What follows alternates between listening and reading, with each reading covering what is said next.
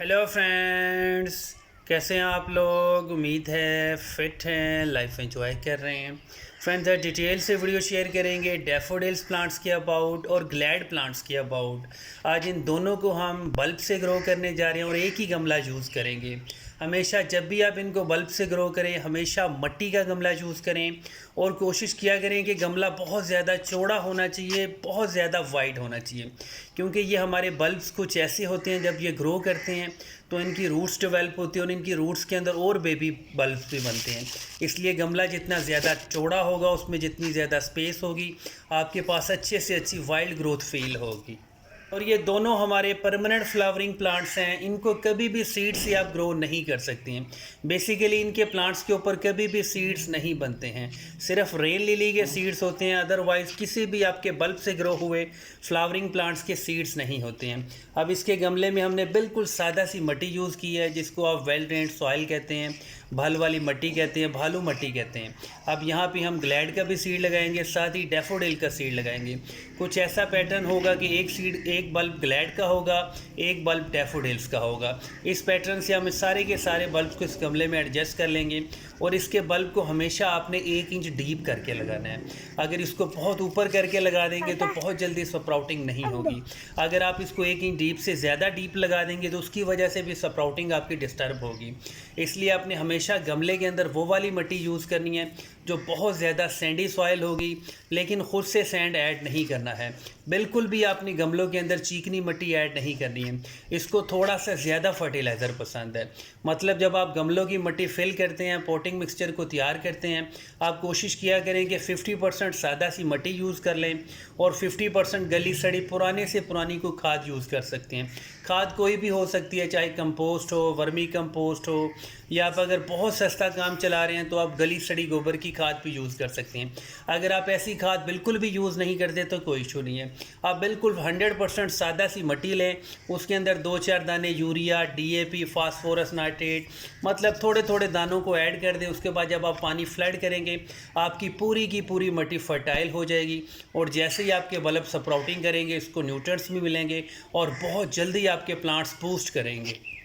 और बल्ब लगाने के बाद आपने उनको 1/2 इंच मिट्टी से कवर कर देना है और फर्स्ट टाइम आपने थोड़ा सा ज़्यादा पानी देना है। बस इतना से ज़्यादा पानी देना है कि गमले की एक बार पूरी की पूरी मिट्टी मॉइस्ट हो जानी चाहिए, लेकिन कभी भी ओवर वाटरिंग नहीं करनी है। आपका जो गमला है उसका ड्रेनेज होल कभी भी ब्लॉक नहीं होना चाहिए। ड्रेनेज होल हर गमले के बिल्कुल बॉटम में होता है, उसके ऊपर आप कोई कंकर पत्थर रख सकते हैं, बाद में इसके गमले को फिल कर सकते हैं, लेकिन उसको शापर से या किसी पॉलीथीन रैप से कभी भी ब्लॉक नहीं करना। ओवर वाटरिंग का अगर इशू हो भी जाता है तो ड्रेनेज होल से आपका पानी निकल जाता है। अगर ऐसा हो कि आपने गमले में ओवर वाटरिंग हो गई है या बारिश हो गई है और गमले की सरफेस के ऊपर बहुत देर तक पानी खड़ा रहा है, इसकी वजह से आपके सारे के सारे प्लांट्स हों या बल्ब हो, बहुत जल्दी उनको फंगस लग जाता है। अब एक बार हमने इसको पानी फ्लड कर दिया है, एक बार गमले की मिट्टी मॉइस्ट हो गई है। अब आपने कभी भी इस गमले की मिट्टी को ड्राई मत होने दें। आप इसको इंडोर ग्रो करें, आउटडोर करें, शेडी एरिया में ग्रो करें, कोई इशू नहीं है, लेकिन आप इसको दिन में 2 बार 3 बार थोड़ा थोड़ा सा पानी ज़रूर फ्लड करें। मतलब गमले की मिट्टी के अंदर मॉइस्चर रहना चाहिए। ओवर वाटरिंग कभी भी ना करें, क्योंकि जब बल्ब को अगर एक बार ओवर वाटरिंग की वजह से कोई फंगस लग जाए तो उसके रिकवरी के चांसेस बहुत ही कम होते हैं। आजकल सितंबर अक्टूबर का मौसम है, अगर आप चाहें तो बल्ब से जितने भी प्लांट्स ग्रो कर सकती हैं उनको ग्रो कर लें, चाहे वो ज़ैफ़रान हो, सैफ़रून हो, केसर के प्लांट हो, रेन लिली हो, स्पाइडर लिली हो या सिरिनम लिली हो, वो सारे के सारे आजकल उसका सीज़न इन है, कोई इशू नहीं है।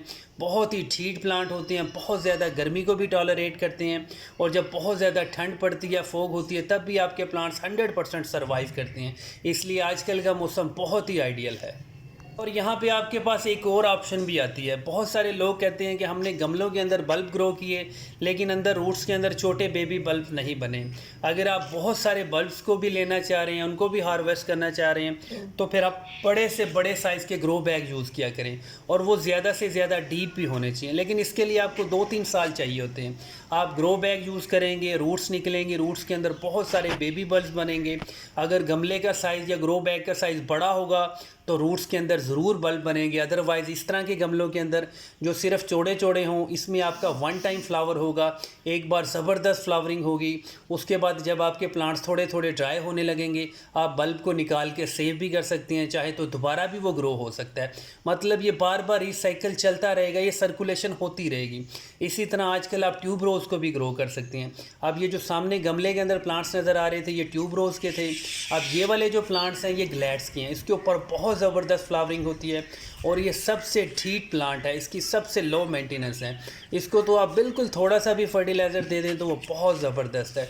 इसके साथ हमारे डैफोडिल्स के प्लांट्स हैं, उनके बल्ब भी आज ही हमने ग्रो किए। डैफोडिल्स, ट्यूब रोज़, रेन लिली या आपके स्पाइडर लिली के प्लांट्स एक बड़े साइज़ के चौड़े ग्रो बैग में एक ही जगह पे सारे बल्ब्स को लगा सकते हैं। जब फ्लावरिंग होगी तो आपको मल्टीपल कलर्स के फ्लावर्स मिलेंगे जो बहुत ही ज़बरदस्त लुक देगा।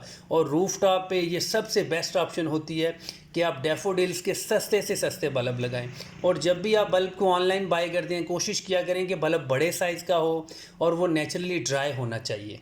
और बल्ब वाले प्लांट्स को कभी भी प्लास्टिक के गमलों में ग्रो मत करें। प्लास्टिक के गमलों में ड्रेनेज की प्रॉपर्टीज़ आलमोस्ट नील होती है, बाद में बहुत सारे इश्यूज़ क्रिएट होते हैं।